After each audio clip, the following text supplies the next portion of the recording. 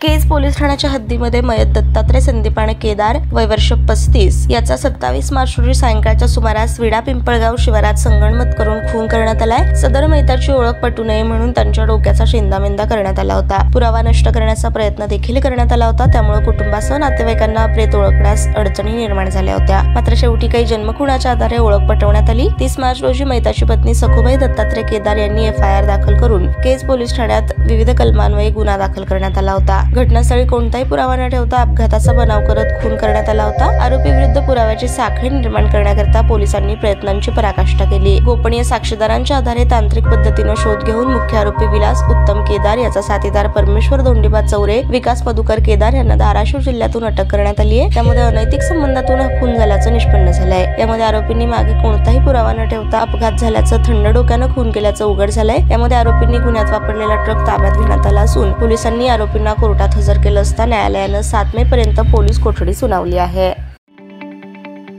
ताज्या बातम्या पाहण्यासाठी प्राईम महाराष्ट्र न्यूज चॅनलला सबस्क्राईब करा।